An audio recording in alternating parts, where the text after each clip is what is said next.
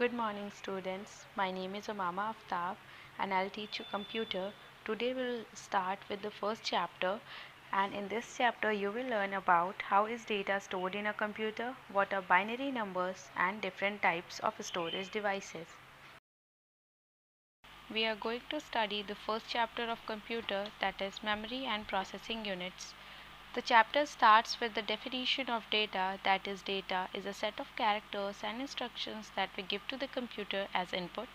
The computer then processes the data in CPU and returns back the result, which is the output displayed on the screen.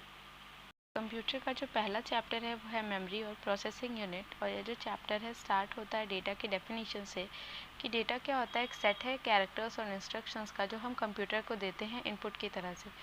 जब हम computer को input दे देते हैं तो उसके बाद कंप्यूटर क्या करता है, उसको प्रोसेस करता है सीपीयू में उस पर्टिकुलर डेटा को, और बाद में हमें फिर से जो है वो एक जो है आउटपुट देता है, जो कि हमें स्क्रीन पे, जो कंप्यूटर की स्क्रीन होती है उस पर डिस्प्ले हो जाता है।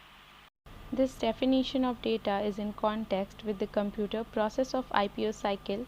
In reality, data means every single piece of character or instruction you are giving to the computer. The food you order online is also data. The food delivery companies stores your orders history so that they can know your eating habits. This is also data. They store it so that they can know your preferences, that is what you like to eat, what you don't like to eat, etc. जो definition हमने पढ़ी है कि data जो है characters और instructions का set होता है जो कि हम कंप्यूटर को एज एन इनपुट देते हैं। ये जो डेफिनेशन आई है वो इनपुट आउटपुट साइकिल जो आपने पहले पढ़ी हुई है उससे आई है। अगर आप रियलिटी में बात करो तो डेटा का मतलब होता है हर वो सिंगल पीस ऑफ कैरेक्टर या इंस्ट्रक्शन जो कि आप कंप्यूटर को दे रहे हो। जैसे कि आप एग्जांपल देखो, जब हम कोई कुछ खाना ऑर्डर करते हैं ऑनलाइन तो वो भी एक डेटा है। तो जो फूड डिलीवरी कंपनी होती है वो क्या करती है, हमारा जो ऑर्डर की हिस्ट्री होती है उसको स्टोर कर लेती है, जिससे कि वो हमारे जो ईटिंग हैबिट्स है उसके बारे में पता लगा सके। ये भी एक तरीके का डेटा है। वो उस डेटा को स्टोर करके अपने पास रख लेते हैं, जिससे कि उन्हें पता रहे कि हमारे प्रेफरेंसेस क्या, मीन्स हम क्या खाना पसंद करते हैं, क्या हम नहीं खाना पसंद करते हैं। तो उसके अकॉर्डिंगली उनकी जो डेटा होगा उसमें वो सारी चीज़ें स्टोर होंगी, और हम जब भी कुछ ऑर्डर करने जाएंगे तो हमारी पसंद की चीज़ें वहाँ पे डिस्प्ले होके आएंगी। यहाँ पे आप एग्जांपल देख रहे होगे, इनपुट दिया है कि हमने जो भी ऑर्डर किया, जैसे इसमें बर्गर का सिंबल है, बर्गर को ऑर्डर किया तो उसके बाद जो उसका डेटा था वो प्रोसेसिंग के लिए कंपनी के पास गया, फिर कंपनी ने उसको प्रोसेस किया, फिर आउटपुट में जो है वो डिलीवरी बॉय निकला और उसने जो है हमें लाके हमारा बर्गर डिलीवर कर दिया। If you shop online, the orders that you place is also data. Companies keep a record of your orders and your search history as well. You might have yourself noticed that if you search for smartphones on any online shopping app, after some time the app will start showing relevant offers of smartphones. Data itself is raw and unprocessed, but when it is organized and collected together, it becomes processed data. This processed data is called information. अगर आप online shopping करते हो तो जो भी आप order करते हो वो भी एक तरह से डेटा के फॉर्म में ही होता है। जितनी भी कंपनीज़ होती है वो इस चीज़ का रिकॉर्ड रखती है कि आप क्या ऑर्डर कर रहे हो, आप क्या सर्च कर रहे हो, आपकी सर्च हिस्ट्री क्या है।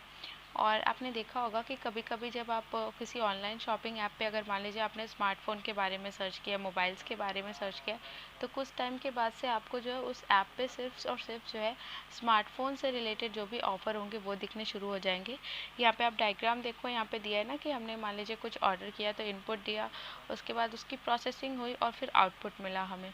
तो अभी तक आप जान रहे हो कि हम जो भी चीज़ें करते हैं वो सारी चीज़ें कंप्यूटर में आईपीओ के फॉर्म में होती है, that is input, process and output. Data की अगर आप बात करो तो वो रॉ फॉर्म में होता है, ठीक है, और अनप्रोसेस्ड होता है। लेकिन जब हम इसको ऑर्गेनाइज और एक साथ कलेक्ट कर देते हैं तो वो प्रोसेस डेटा में कन्वर्ट हो जाता है। इस प्रोसेस डेटा को हम क्या बोलते हैं, information.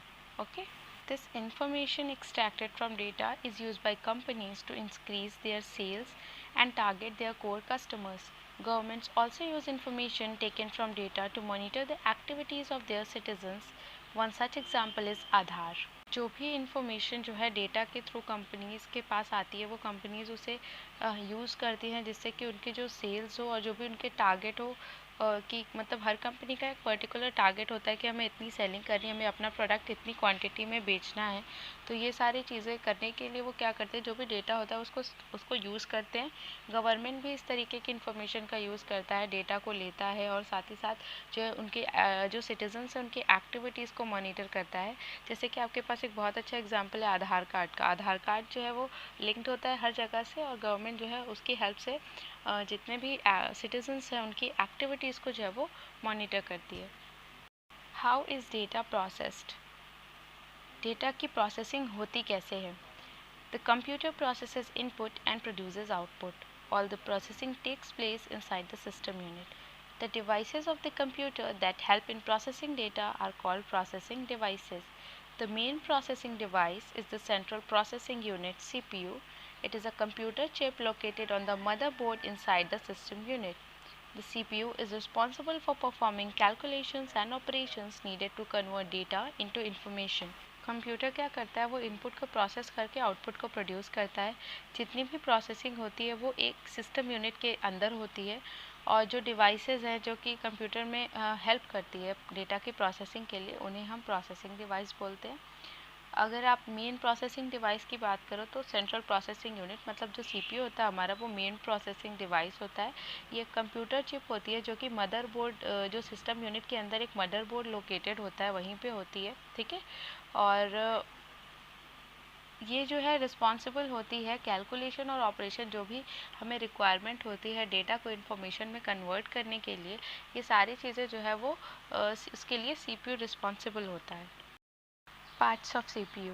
The CPU has two parts: Arithmetic Logic Unit ALU and Control Unit CU.